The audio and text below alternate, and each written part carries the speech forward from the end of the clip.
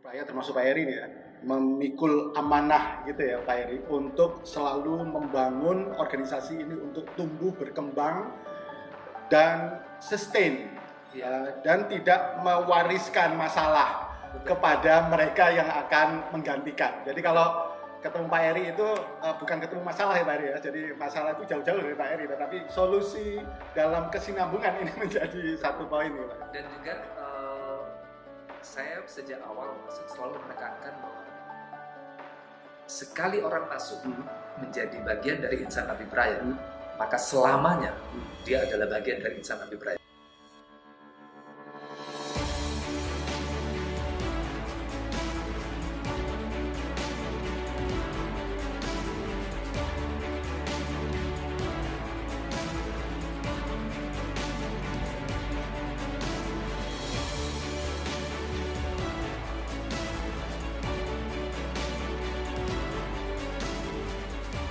Apa kabar para leader?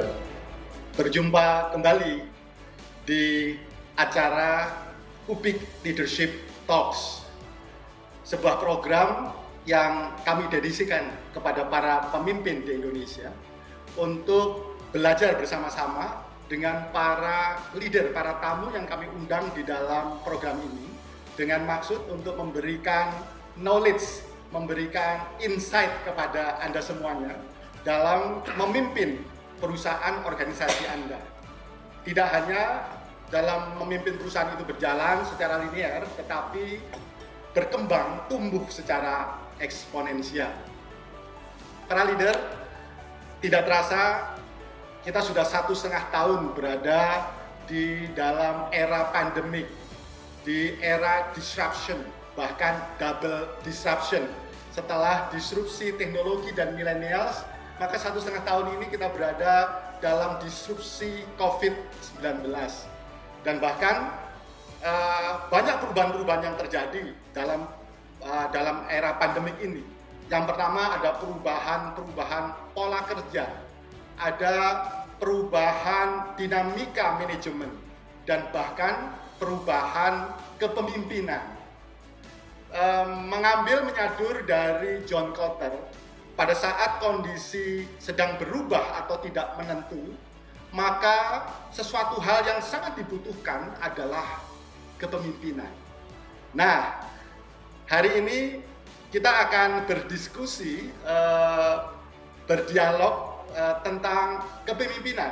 Bagaimana seorang leader leading to exponential, atau bagaimana seorang pemimpin memimpin perusahaannya, organisasinya untuk tumbuh secara eksponensial. Dan alhamdulillah kita sangat bersyukur pada sesi kali ini kami mendapatkan tamu yang luar biasa. Beliau adalah komisaris utama dari PT Brantas Abipraya. Dan hari ini kita berkunjung ke kantor beliau, ke ruangan kerja beliau. Dan Masya Allah itu, tadi kita sempat diajak tur menyaksikan ruangannya yang luar biasa, keren banget karena ini bukan kantor, ini seperti galeri. Dan untuk lebih jelas kita akan lihat kurikulum vitae atau riwayat dari beliau.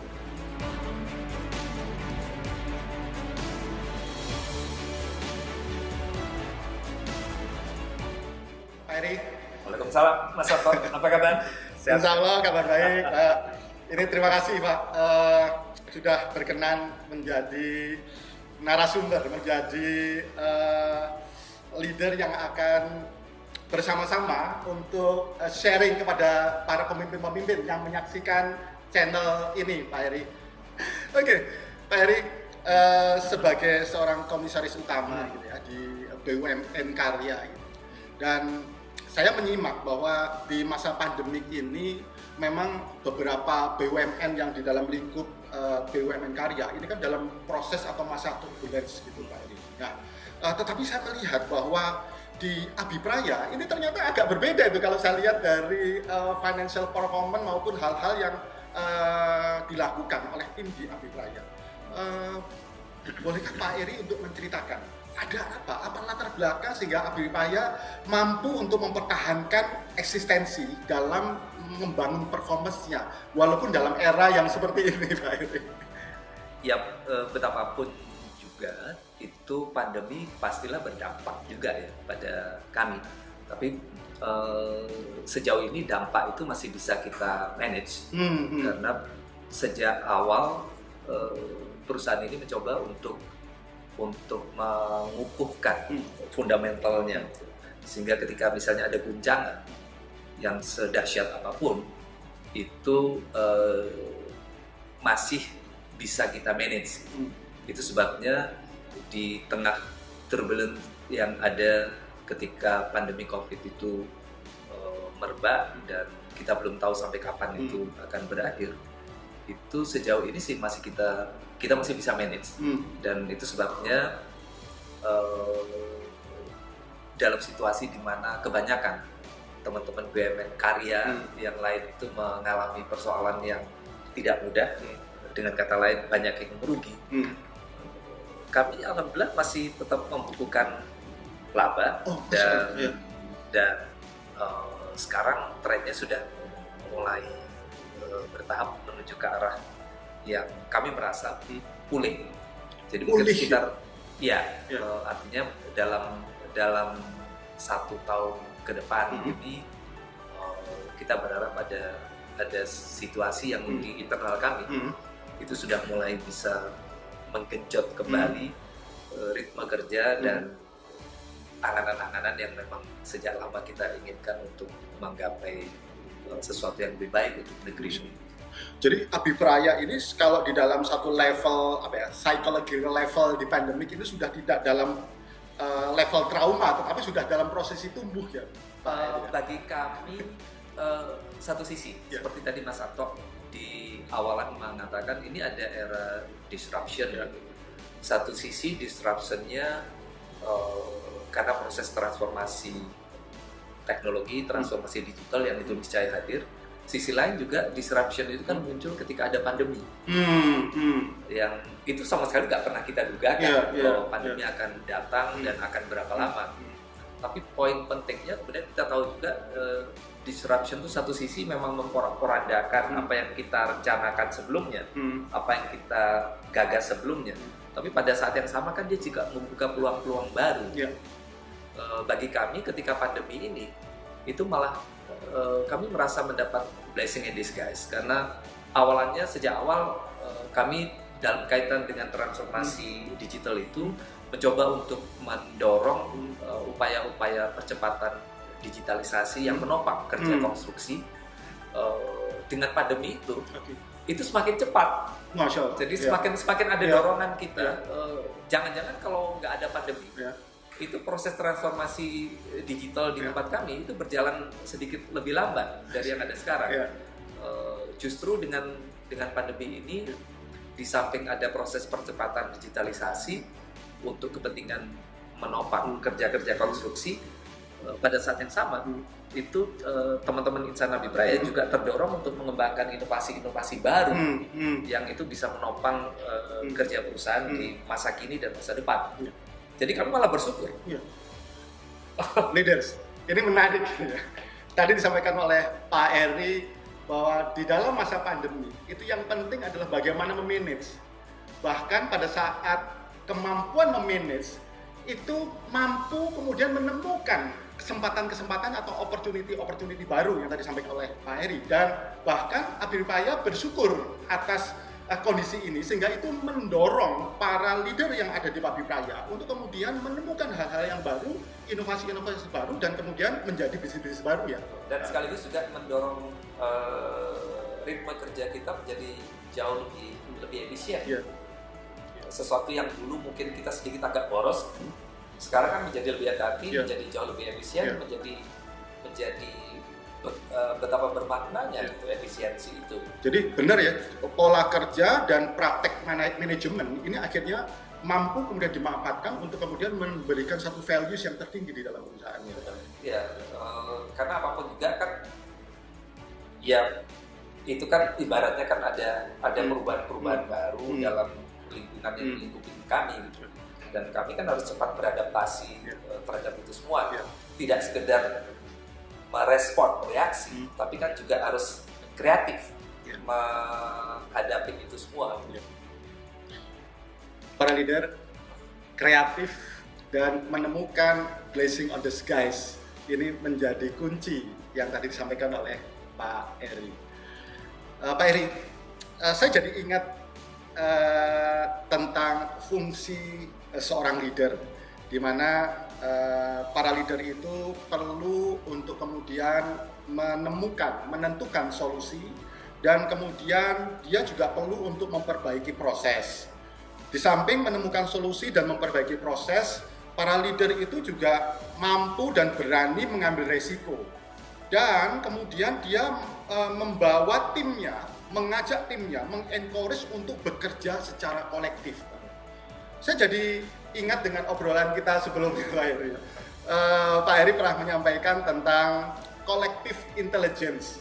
Ini kayaknya sangat relevan dengan fungsi dan peranan sebagai seorang pemimpin. Bagaimana menurut pemikiran atau pemahaman Pak Eri dan penerapan di Abipraya sebagai seorang leader dan sebagai seorang komisaris utama, dan kemudian mendorong para direktur, para BUD untuk kemudian menjalankan collective intelligence ini, Pak Eri? Sejak awal saya masuk di Abipraya 2015, pertengahan 2015, itu ketika saya masuk, pada kesempatan pertama saya menyampaikan pada teman-teman Abipraya semua, kami menyebutnya sebagai insan Abipraya istilah saya. Saya mengatakan saya bergabung di sini, saya ingin menjadi bagian dari solusi. Saya tidak ingin menjadi bagian dari masalah, dan saya kira kita patut bersama-sama bekerja sama, dan semua insan Abipraya sepatutnya menjadi bagian dari solusi, bukan bagian dari masalah. Oleh sebab itu, yang perlu kita kembangkan itu adalah super team, bukan Superman. Bukan Superman ya, bukan Avengers ya. Betul. Artinya dengan kerja bareng, dengan kerja gotong royong, saya yakin masing-masing kehebatan individu itu akan bisa terakumulasi menjadi kekuatan yang hyper, yang super hebat.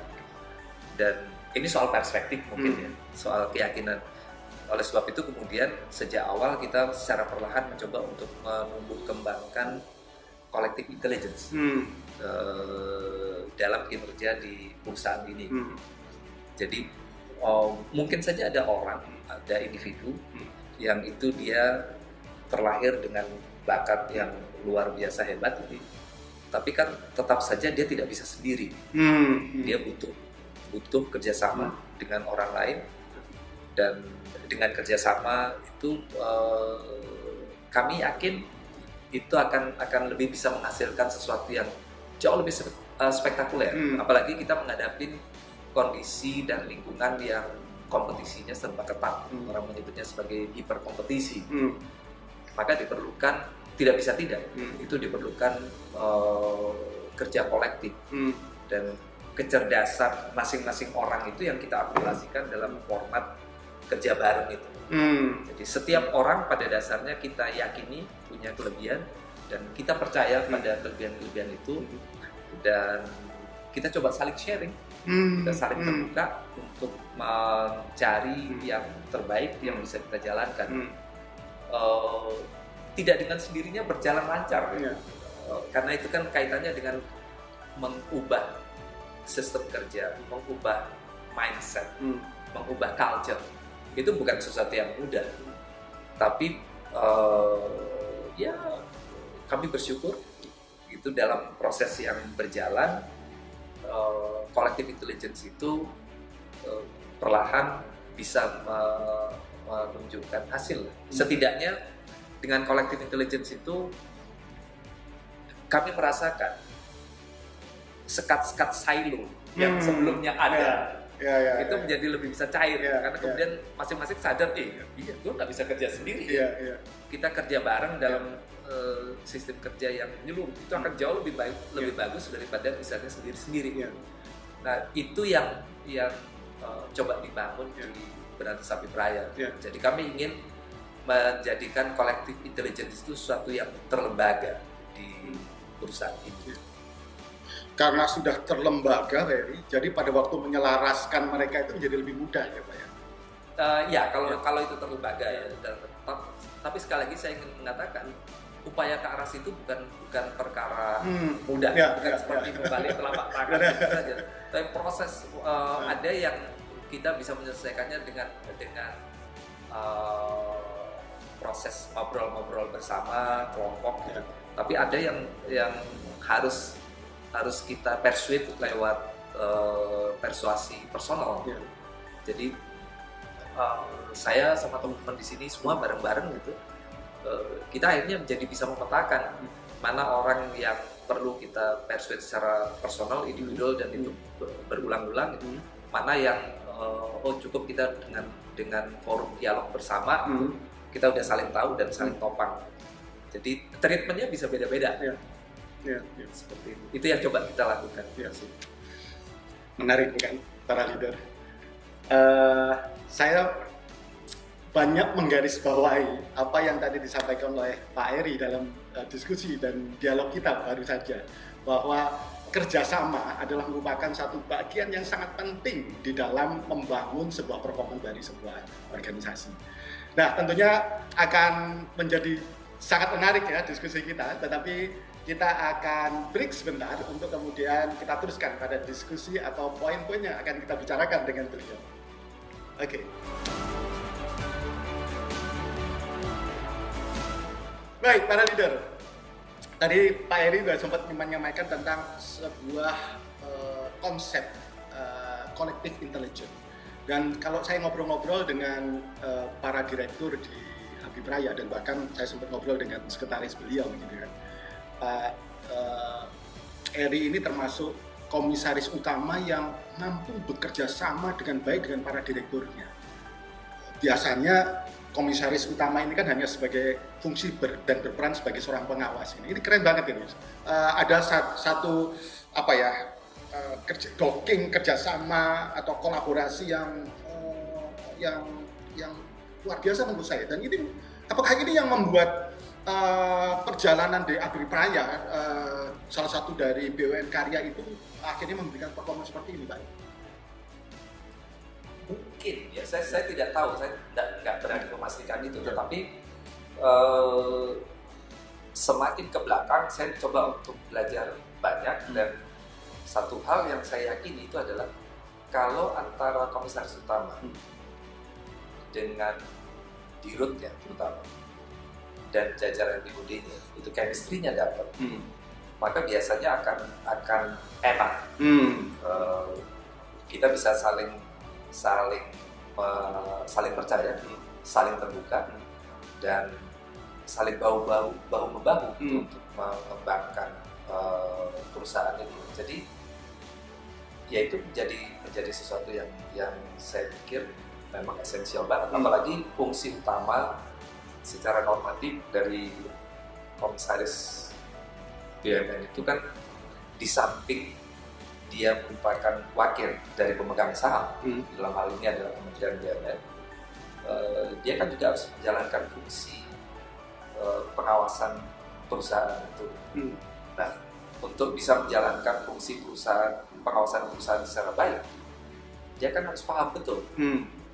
Dia harus tahu detail tentang perusahaan itu, bukan berarti kemudian dia ikut campur tangan secara teknis, tapi paling nggak dia paham detail. Dan ya saya ketika masuk memang belajar betul dari nol, dan saya beruntung juga mendapatkan teman dirut dan jajaran BUD serta teman-teman dari OB dan macam-macam. Saya banyak belajar dari mereka, dan mereka menyampaikan kadang-kadang masukan, usulan, gagasan yang nggak pernah kita duga, bahkan dari level yang bawah.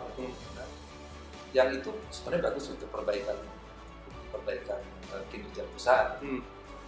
Dan itu yang saya jalani, dan itu membuat kita enjoy aja.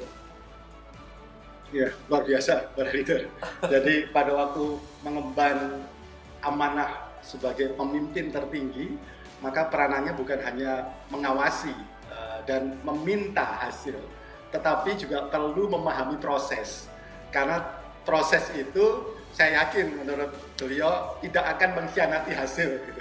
Saya sangat tertarik dengan kata peka dan kepekaan ini Pak Erik, gitu kan. Jadi untuk para leader atau para pemimpin itu memang dibutuhkan ya aspek ini dalam menjalankan fungsi dan perannya ya Pak. Sangat menurut saya. Sangat ya.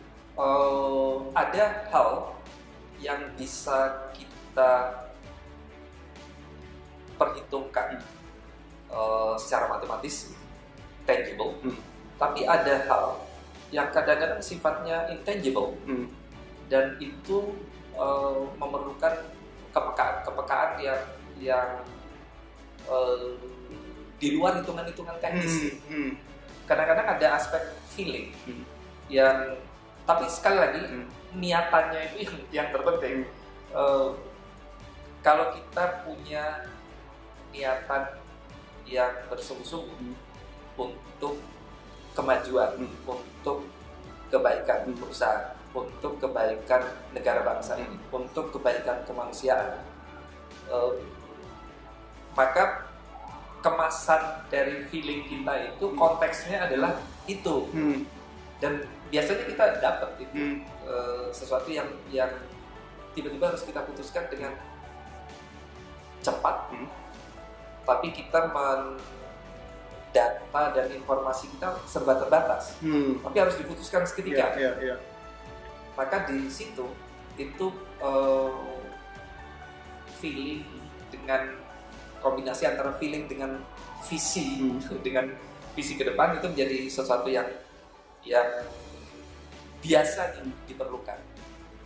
Setidaknya itu dari pengalaman-pengalaman saya selama ada di Badan Sawit Raya.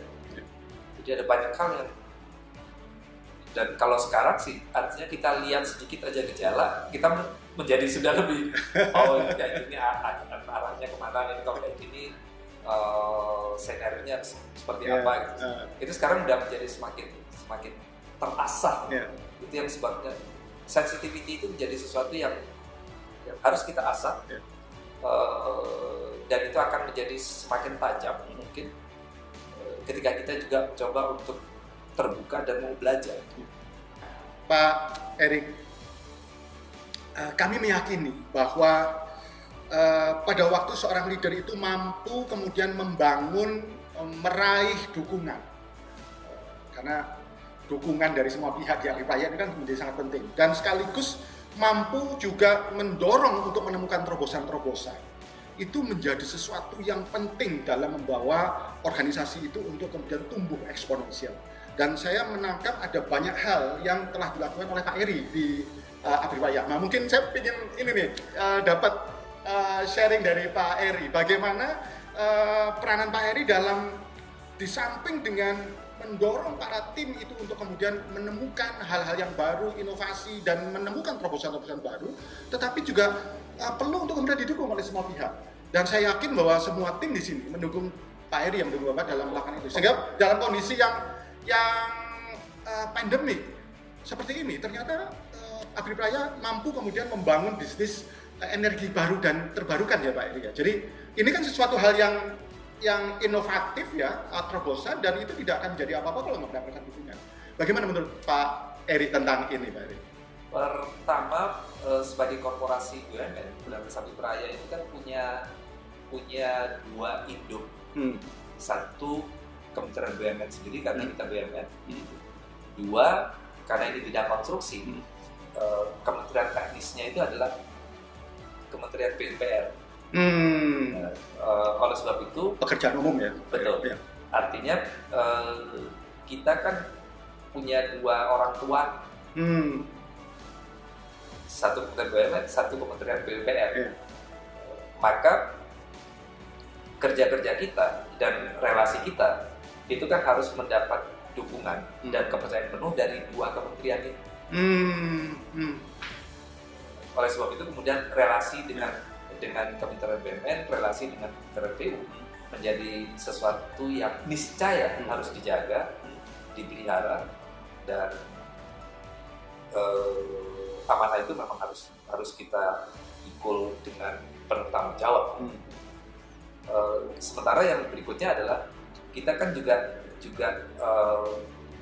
ada di internal kita, ada jajaran di BOD, dan kemudian ada jajaran teman-teman manajerial di level menengah sampai dengan OB sekalipun. Nah, itu sesuatu yang kita tumbuh kembangkan untuk mengembangkan rasa saling percaya dan meyakinkan mereka bahwa mereka pada dasarnya orang-orang hebat masing-masing itu. Mereka punya potensi yang nggak boleh dibiarkan terpendam. Tinggal kita beri kesempatan, tinggal kita beri ruang, dan pada dasarnya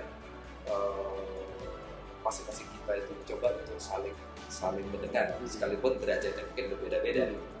Nah, sementara itu kita juga harus menjaga hubungan yang baik dengan para vendors, plus kemudian end user lain yang ada di luar. Nah, relasi-relasi itu tetap harus kita jaga, dan di samping itu juga tentu saja karena kami BUMN mau tidak mau itu otomatis kan akan bersentuhan dengan dunia kekuasaan. Maka relasi dengan kekuasaan apapun juga menjadi penting. Menjadi penting supaya kekuasaan itu membantu mendorong, bukan malah mengganggu. Gitu ya. Karena kekuasaan itu bisa menjadi bisa menjadi dua arah. Satu mendorong, satu bisa saja menjadi penghambat. Nah, bagaimana kita mengoptimalisasi agar dengan relasi yang ada, yang kita bangun itu hubungan-hubungan baik yang ada itu membuat kita justru ditopang, didorong. Itu menjadi penting. Nah, selanjutnya juga kemudian otomatis kalau itu saja benar, tentu saja tidak cukup ya. Kita dihadapkan pada situasi-situasi yang tadi saya katakan, kompetisi kita sangat amat ketat di bidang konstruksi. Kita tidak sekedar berkompetisi di level lokal, nasional, tapi kan juga di level global. Gitu kan, kita juga mau tidak mau kan berhadapan dengan kompetisi-kompetisi yang sangat tidak mudah. Oleh sebab itu, maka kita perlu di samping kemampuan untuk beradaptasi dengan keadaan-keadaan baru yang ada dan berkembang, tapi pada saat yang sama kan kita juga butuh untuk secara berterusan itu mengembangkan yang namanya talent di internal perusahaan ini, plus kemudian inovasi. Tanpa itu kita akan repot. Jadi kita perlu mengembangkan talent itu dalam artian masing-masing kami di sana di Trial itu kita coba petakan kelebihan dan kelemahan kita ada di mana, lalu kelemahan itu yang coba kita treatment untuk kita atasi atau minimalisasi kelemahan itu, sementara kekuatannya coba kita jaga. Sedangkan inovasi itu menjadi sesuatu yang niscaya, tidak mungkin tidak. Dan perihal inovasi ini juga bukan perkara mudah, apalagi kami kan ingin ke depan sudah mulai sekarang kita coba arahkan Berantas Abipraya itu akan menjadi salah satu perusahaan yang kuat dengan label green industry. Nah, itu kan harus kita rintis dan kita perkuat fundamentalnya. Ada inovasi-inovasi yang ada, mau tidak mau juga mengarah ke situ. Jadi di samping menopang kinerja konstruksi, kinerja teknis yang ada, sekaligus juga inovasi-inovasi itu menopang green industry tadi. Nah, awalan mencoba untuk mendorong pengembangan inovasi sekali lagi juga bukan perkara mudah, karena tentu saja masih banyak di awal-awal itu teman-teman misalnya yang masih berpikir mungkin agak oldies, yang mengandaikan setiap investasi itu harus ada hasil, setiap investasi harus ada profit. Agak berbeda kan dengan inovasi, karena inovasi itu itu investasi jangka panjang dan tidak setiap inovasi itu berhasil. Mungkin dari 10 inovasi cuma 1 atau 2 yang berhasil. Tapi kita tidak boleh berhenti untuk inovasi itu. Dan kami di Berantas tidak berhenti mengembangkan inovasi-inovasi yang ada, terutama yang menopang kinerja konstruksi. Setidaknya yang paling belakangan itu kita mencoba untuk mengembangkan yang namanya BLA, inovasi baru yang ditemukan oleh adik-adik milenial. Adik-adik milenial ya. Ya, istilah kita itu milenial yang ada di sini. Mereka mengembangkan inovasi yang disebut dengan BLA, Bluetooth Low Energy. Bluetooth Low Energy. Ya. Dengan BLA itu kita bisa bisa mendeteksi kinerja orang. Jadi misalnya di satu proyek bangunan atau bendungan, misalnya ada 500 orang bekerja di situ, maka dari situ kita bisa melihat dengan chip yang kita pasang, kita bisa memantau berapa persen yang efektif bekerja. Dan 500 orang itu misalnya yang bekerja misalnya efektif misalnya 400, yang 200 tidak efektif. Maka dari situ kita bisa memperkirakan kalau misalnya yang efektif ternyata cuma 300 orang, maka pekerjaan selama misalnya 1 tahun itu tidak mungkin selesai. Harus ada treatment seperti apa? Karena kalau ini nggak selesai tepat waktu, itu kan akan rugi gitu. Yang semacam itu, jadi plus kemudian kita bisa menghitung penghematan-penghematannya. Juga kita mencoba untuk mengembangkan yang disebut dengan BIM, Building Information Model. Dan Berantas Api Beraya pertama yang mendapat sertifikat internasional untuk Building Information Modeling. Building Information Modeling itu gampangannya adalah membuat senario perhitungan project yang ada. Jadi misalnya kalau itu pelabuhan, maka kita butuh semen berapa banyak, besi berapa banyak, dan itu perhitungannya rinci banget. Kalau kita membangun misalnya jembatan, kita butuh berapa, sangat rinci. Jadi senario desain yang sangat rinci, yang itu full digital. Nah, yang semacam itu yang dikembangkan oleh adik-adik. Menarik, bukan para leader. Saya mengambil atau menggarisbawahi apa yang tadi disampaikan oleh Pak Eri, bahwa membangun dukungan dan sekaligus itu mendorong untuk menemukan terobosan dimulai dari meyakinkan para tim, dan kemudian secara rutin kemudian mengintervensi untuk mereka kemudian bergerak untuk kemudian menemukan hal yang baru. Saya jadi ini Pak Eri mencoba menghubungkan karena terobosan-terobosan ini ya Pak ya, karena akhirnya efisien, produktivitasnya tinggi gitu kan, sehingga Abipraya menjadi baik dalam sektor finansialnya gitu ya, jadi menjadi lebih efisien, menjadi lebih hemat. Bahkan karena terobosan-terobosan ini akhirnya Abipraya tidak hanya concern di bendungan ya Pak, atau di dam atau di jembatan gitu ya, tetapi sudah mulai merambah pada building tadi disebutkan Pak Eri itu energi terbarukan dan hal-hal yang keluar dari core di awalnya gitu. Luar biasa. Menarik bukan para leaders? Dan kita akan teruskan perbincangan yang menarik ini pada sesi berikutnya. Keep tune. Oke.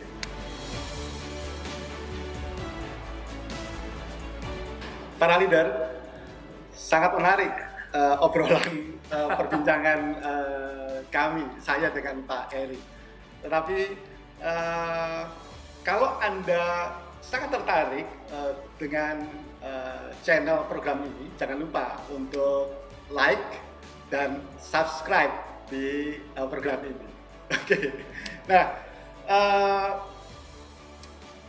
perbincangan tentang exponential leader tadi sudah dijelaskan sangat detail oleh Pak Eri gitu ya.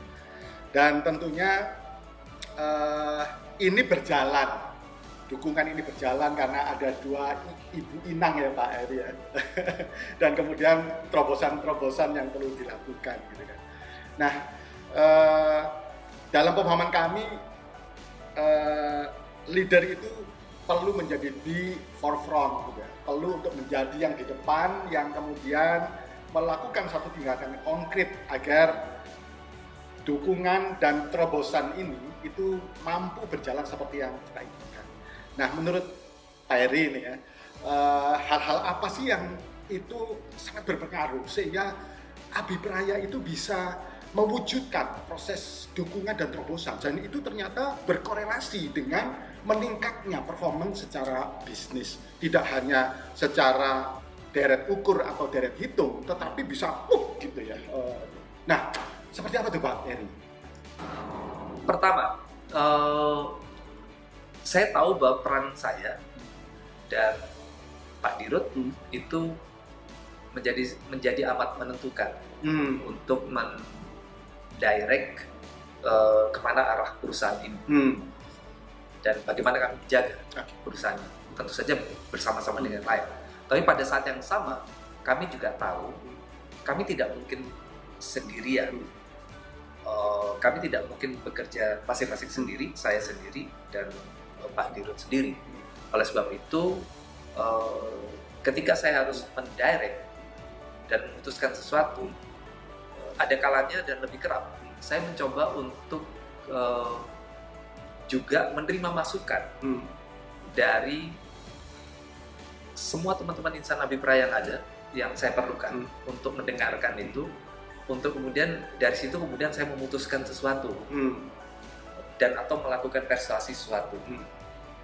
Dan dalam banyak hal justru saya banyak terbantu sebenarnya mendapatkan input dari insan Abipraya yang lain tentang hal-hal apa yang perlu kita lakukan terobosan dengan segera, tentang apa yang harus kita direct dengan segera. Sejauh yang saya lakukan selama ini adalah pertama, tentu saja kita hanya akan mungkin maju dan berkembang ketika kemudian jarak sosial itu antara saya, Dirut, dan kemudian teman-teman yang ada di level menengah dan bawah itu jarak sosialnya tidak terlalu jauh, yang membuat orang kemudian enggan menyampaikan sesuatu. Social distancing harus sangat harus rendah ya, didekatkan. sangat pendek ya. Dan itu tidak mungkin kalau kita hanya berharap inisiatif itu dari bawah. Kitalah yang harus memulainya. Kita yang datang menghampiri mereka, mengundang mereka untuk kemudian ketika jarak sosial itu sudah tidak ada, kita mendapat masukan, baru kemudian kita melakukan directing pada mereka. Nah, sekaligus mencoba untuk melakukan persuasi pada mereka. Hal semacam itu menjadi lebih mudah biasanya diterima. Hal yang kedua adalah ketika kita mendirect, ketika kita mempersuade, itu akan lebih mudah dan menjadi lebih gampang diterima ketika itu dihadapkan pada contoh yang konkret atau senario yang konkret. Karena kan ini teman-teman ini kan terbiasa bekerja di sektor teknis, 2 kali 2 4. Nah, tapi bagaimana kita mencoba untuk misalnya 2 kali 2 kalau dasar bilangan 10 4. Tapi kalau dasar bilangannya 5 kan tidak. Nah, itu harus kita beri contoh yang lebih konkret tentang itu. Kemanfaatan kita melakukan terobosan dan inovasi, kemanfaatan kita mengubah satu sistem. Jadi dari pengalaman yang ada, saya menjadi tahu kemudian adalah ketika sistem kerja menyeluruh pada masing-masing unit itu, misalnya kalau dia sudah terlembaga, maka otomatis orang akan enak bekerja di situ. Dalam artian kami sebenarnya tinggal arah kami adalah mencoba untuk menjaga sistem kerja menyeluruh itu bisa optimal, bisa berfungsi. Tapi itu kan tidak dengan sendirinya. Di masing-masing unit, di masing-masing divisi itu derajatnya berbeda kecepatannya dalam melembagakan sistem kerja menyeluruh itu. Nah, ketika sistem kerja menyeluruh itu masih belum terlembaga, maka pada titik itu directing kepemimpinan yang kuat menjadi diperlukan. Jadi dari pengalaman saya itu melakukan terobosan, melakukan directing itu, dan kadang-kadang juga perlu keras. Itu sangat bergantung pada seberapa cepat masing-masing unit, masing-masing divisi, karakter dari masing-masing betul, divisi. karena itu kan berbeda-beda dan kita tidak boleh menganggapnya sama sekalipun mereka saling terintegrasi itu. Ya ada saat dimana butuh leadership yang kuat, tapi ada saat dimana kemudian leadership itu lebih facilitate ketika kemudian sistem kerja menyeluruhnya itu sudah terlembaga. Nah, itu yang coba kita manage. Setidaknya saya mencoba untuk menjaga itu, karena saya kan tidak mungkin masuk ke ranah yang lebih operasional ke dalam, yang lebih teknis ke dalam. Itu kan menjadi aksi korporasi. Jadi saya mengawal aja, walaupun kadang-kadang juga diperlukan untuk memberi contoh. Gini loh, masa harus saya sih yang melakukan gitu. Tapi yang jelas di situ ingarso sing tulodo itu menjadi bagian yang sangat penting di dalam konteks itu ya.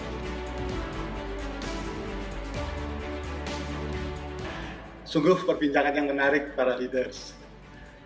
Pada sesi sebelumnya Pak Heri banyak bercerita tentang inspire greatness sebagai seorang leader yang menginspirasi, mendorong dan memberikan contoh kepada timsnya dalam hal mendapatkan dukungan dari dua ibu asuh, dari inang dari Abipraya, dan sekaligus kemudian mendorong para timnya, para BOD untuk bersama-sama dalam menemukan terobosan-terobosan, inovasi-inovasi baru dalam membangun sustainability. Karena kalau bisnis itu kan perlu untuk selalu tumbuh, di samping tumbuh juga harus untung, dan yang terpenting adalah tentang sustainability-nya. Nah, kembali lagi, jangan lupa kalau ini menarik bagi Anda, mohon untuk like dan subscribe, dan tentunya menunggu program-program kami yang mungkin menarik pada sesi-sesi berikutnya. Keren Pak Arik, saya jadi sangat bersemangat ini ngobrol dengan Pak Arik. Saya malah mendapatkan vision baru. Jadi saya mencatat ada banyak hal itu yang kemudian itu menjadi satu inspiration dan perlu saya catat di dalam obrolan kita saat ini. Pak, bicara tentang sustainability tadi Pak, gitu kan. Saya jadi ingat tentang konsepnya Arie de Geus tentang living company. Gitu kan. Dan ini juga sangat identik dengan kami di Kubik Leadership, bahwa salah satu visi kami itu membangun masyarakat sukses mulia civilization, di mana membangun kesuksesan yang tertinggi, tetapi juga kesuksesan itu dipakai sebagai jalan dalam memberikan kebermanfaatan kepada masyarakat di sekitarnya. Tadi saya tertarik dengan kalau di BUMN itu corporate service obligation, public service obligation ya Pak ya. Jadi bahwa BUMN ini di samping bangun profit growth, itu juga perlu untuk kemudian berpikir tentang kebermanfaat gitu. Iya. Nah, sejauh mana Pak Eri mendorong, walaupun sudah untung nih di Abipraya, tetapi kebermanfaatan ini perlu juga menjadi bagian yang tidak terpisahkan dari kesuksesan yang sudah didapatkan oleh Abipraya. Pertama, the living company itu tadi, itu satu sisi memang menjadi amanat. Semua korporasi pada dasarnya ingin dia tidak sekedar sehat, tapi bisa berkesinambungan. Karena cukup banyak juga kan yang kolaps. Nah, bagi kami di Berantas Abipraya itu anganan dan hasrat untuk menjaga dan memastikan bahwa Abipraya memang benar-benar menjadi the living company yang tidak sekedar sehat saat ini, tapi juga itu akan ada terus jangka panjang. Itu menjadi lebih terasa beban dan tanggung jawabnya itu karena sekali lagi yang tadi saya katakan, kami ini kan BUMN karya yang lahir dari Republik. Jadi kami juga sekaligus mengemban marwah negara di dalamnya. Ini pertaruhan negara bagi kami, dan itu yang coba selalu kita dengungkan dan sekaligus juga selalu diingatkan oleh Pak Basuki, Menteri PUPR yang dulu pernah jadi komisaris di sini. Dan beliau menjadi semacam dia menjadi ketua Dewan Kehormatan di Berantas Abipraya ini. Selalu dia mengingatkan setiap, karena beliau kan menteri senior ya, pada Pak Erick pun, Pak Erick Thohir, dia selalu mengingatkan, Abipraya ini lain loh ya, Abipraya ini karya Republik ini. Oleh sebab itu kemudian harus ada perlakuan dan treatment khusus, sesuatu yang harus kita jaga betul. Dan itu yang selalu kami sebagai Dewan Komisaris bersama dengan BUD yang ada itu selalu menekankan pada insan Abipraya, baik yang sudah ada lama maupun yang baru-baru yang masih fresh gitu, untuk kita ingatkan kita tidak sekedar BUMN biasa, tapi ini BUMN Republik. Jadi kita memikul beban yang tidak ringan. Jadi ada amanah yang maha agung yang harus kita jaga, dan sustainability dari perusahaan ini menjadi sesuatu yang niscaya harus kita jaga. Nah, itu yang selalu kita ingatkan berulang-ulang. Sekaligus itu juga membuat kami menjadi lebih hati-hati ketika berkiprah menjalankan sesuatu, tidak sekedar kemudian mencoba dari waktu ke waktu meningkatkan quality dari produksi korporasi ini, tapi pada saat yang sama itu juga melakukan lompatan-lompatan yang niscaya harus kami lakukan pada bidang yang memang kami menjadi championnya dan memang kami mencoba untuk maju ke depannya. Itu sebabnya misalnya anak perusahaan kami cuma tunggal. Jika dibanding dengan teman-teman BUMN karya yang lain, itu mereka begitu punya banyak anak perusahaan yang itu menjadi pilihan mereka. Tapi kami tunggal sengaja, dan tunggal itu pun kami fokus pada anak perusahaan yang terkait dengan pengembangan energi baru dan terbarukan. Karena kita sadar energi baru dan terbarukan itu menjadi niscaya harus ada dan menopang Republik ini. Ini sekaligus menjadi visi dari pemerintahan Pak Jokowi sekarang. Saya kira lepas dari itu pun negara ini ke depan memang butuh pengembangan energi baru terbarukan, dan kami fokus di situ. Dan investasi kita pun arahnya di sana. Jadi ini sesuatu yang mau tidak mau memang harus kami jaga.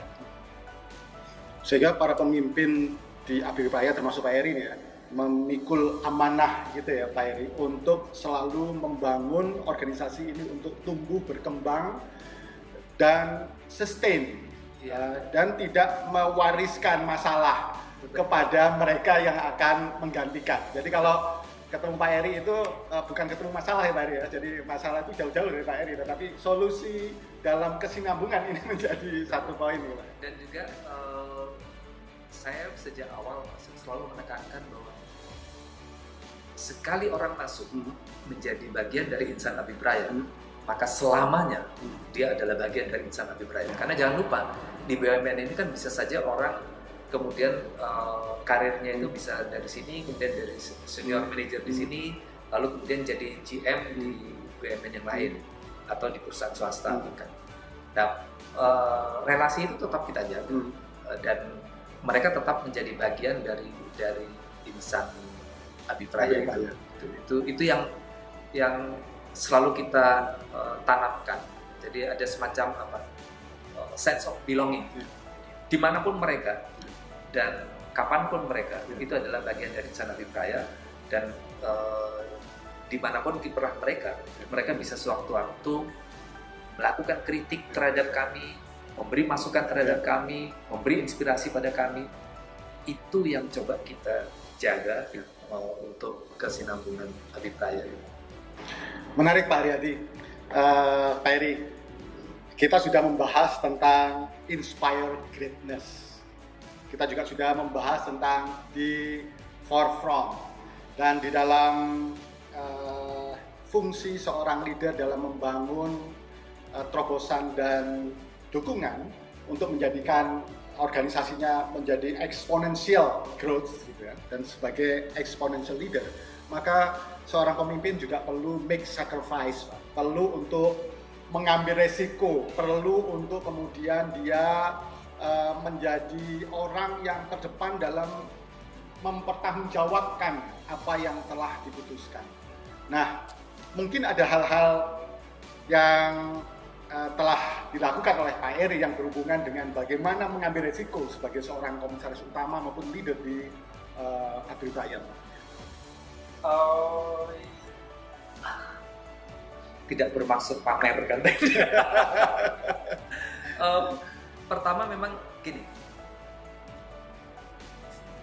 saya meyakini benar bahwa inovasi dan proses belajar itu menjadi sesuatu yang penting untuk modal jangka panjang survival perusahaan ini. Dan untuk kepentingan pengembangan inovasi dan pengembangan proses pembelajaran insan Abipraya, kita antara lain juga memfasilitasi adik-adik milenial, terutama adik-adik milenial di Abipraya ini yang akan atau berhasrat untuk mengembangkan pengetahuan dan keilmuannya baik dalam bentuk short course maupun mengambil degree pada bidang-bidang keilmuan dan atau pengetahuan-pengetahuan teknis yang itu diperlukan untuk Abipraya ke depan. Jadi kami sudah menyiapkan itu. Jadi ketika kita punya roadmap itu jangka panjang, dan ketika itu kami kan juga memetakan pada titik ini kami butuh kualifikasi keahlian apa saja yang saat ini misalnya belum ada atau kurang. Maka kami mendorong itu, mendorong untuk beberapa adik-adik itu untuk melanjutkan studi di beberapa perguruan tinggi di luar. Dan itu memang kita dorong dan kita facilitate untuk itu. Wah, beruntung ya. Bersyukur dan beruntung nih teman-teman adik-adik yang di Abipraya gitu ya, mendapatkan satu support dan fasilitas ini. Kecuali kalau mereka ingin mengembangkan pengetahuan di luar roadmap yang ada, maka itu biasanya mereka mengeluarkan biaya sendiri. Tentu di sana sini kita facilitate dengan beberapa kemudahan, mengatur ritme kerja dan seterusnya. Karena bagi kami pengembangan pengetahuan itu menjadi sesuatu yang penting. Yang tadi saya katakan bahwa talent itu tidak sekedar bakat, tapi kalau bakat itu nggak pernah diasah dengan belajar, dia nggak akan berkembang. Dia hanya akan berkembang kalau orang mau belajar terus-menerus. Nah, itu yang pertama. Dan dalam beberapa hal bahkan guna untuk menopang, bahkan untuk supporting staff, misalnya di tempat kami itu ketika dia berhasrat untuk ingin studi lanjut guna menambah pengetahuan yang bisa menopang kinerja kami, yaitu kami dorong dan kami biayai dengan anggaran Dewan Komisaris. Dengan anggaran Dewan Komisaris. Oh iya. Itu memang harus gitu. Jadi kadang-kadang kita harus sebenarnya saya tidak mengatakan itu berkorban ya, tapi justru ini kan investasi lah kita ke depan. Karena dengan demikian dia akan merasa lebih punya keterikatan, memiliki gitu terhadap terhadap Abipraya, dan ilmunya nanti toh akan dikontribusikan untuk kita, yang kita dapatkan berlipat-lipat. Itu menjadi sebuah, tentunya dengan mekanisme yang sudah dirancang sedemikian rupa ya Pak. prinsip governance tetap kita jadi kan memang ada kelonggaran pemanfaatan anggaran untuk plotting. Jadi itu bisa saja kami ambilkan, karena kan ada misalnya anggaran untuk pelatihan, peningkatan pengetahuan. Itu kan bisa kita alokasikan dengan lebih mudah sejauh itu tidak melenceng dari prinsip yang ada. Yang berikutnya juga sejauh ini yang coba kami lakukan, artinya gini, saya mencoba untuk mengambil alih tanggung jawab dan resiko ketika misalnya sudah ada insan Abipraya yang bekerja baik sesuai dengan SOP yang ada, sesuai dengan prinsip governance yang ada, lalu ada pihak luar yang mengganggu. Nah, saya selalu mengatakan pada teman-teman di sini adalah, kalau misalnya kalian sudah bekerja baik sesuai peraturan yang ada, sesuai dengan visi yang kita emban, sesuai dengan governance yang ada, dan kalian masih diganggu, siapapun yang mengganggu itu akan berhadapan dengan saya.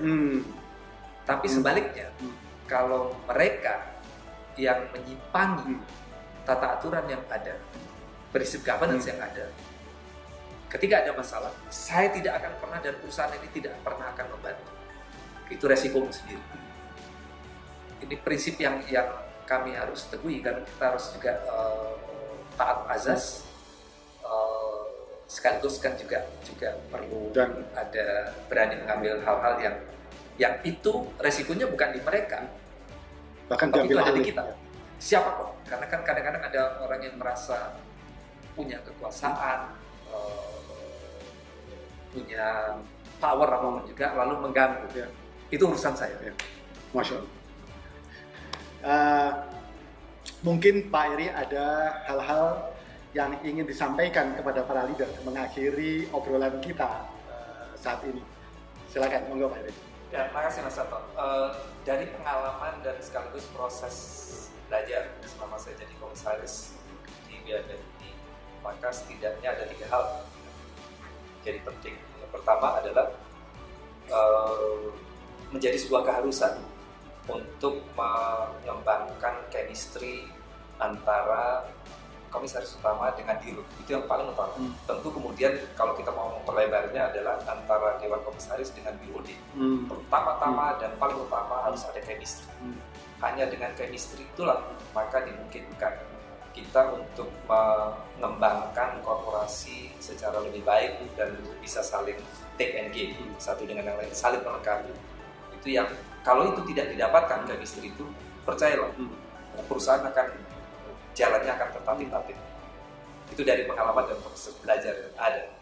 Yang kedua kemudian adalah pada dasarnya yang namanya pemimpin, terutama komisaris utama dan direktur utama, lebih luas lagi Dewan Komisaris dan kemudian BOD yang ada, harus berani mengambil resiko. Karena pada dasarnya setiap proses produksi dari korporasi, setiap aksi korporasi, mau tidak mau, selalu di dalamnya ada unsur resiko. Dan resiko itu menjadi sesuatu yang harus kita ambil sekalipun dengan penuh perhitungan dan kepekaan. Itu menjadi penting. Tidak bisa tidak, kita tidak boleh menghindar dari resiko yang ada. Resiko harus kita hadapi, harus kita atasi. Yang ketiga, dari pengalaman saya sebagai komisaris BUMN, karena kaitannya dengan korporasi BUMN, jadi penting untuk kita tidak sekedar berpikir diri kita sendiri, tapi juga berpikir untuk mengokohkan ke-Indonesia. Karena disinilah kita ada, disinilah kita hidup, disinilah kita harus berkontribusi. Saya kira itu, Pak. Luar biasa. Terima kasih Pak Eri. Sama-sama. Para leader, jika Anda terbermanfaatkan atas obrolan kami, jangan lupa untuk like dan subscribe di dalam program Kubik Leadership Talks, dan tunggu dan nantikan program-program kami berikutnya. Terima kasih untuk stay tune dan menyimak obrolan-obrolan kami. Sukses untuk Anda, salam sukses mulia. Assalamualaikum warahmatullahi wabarakatuh. Waalaikumsalam.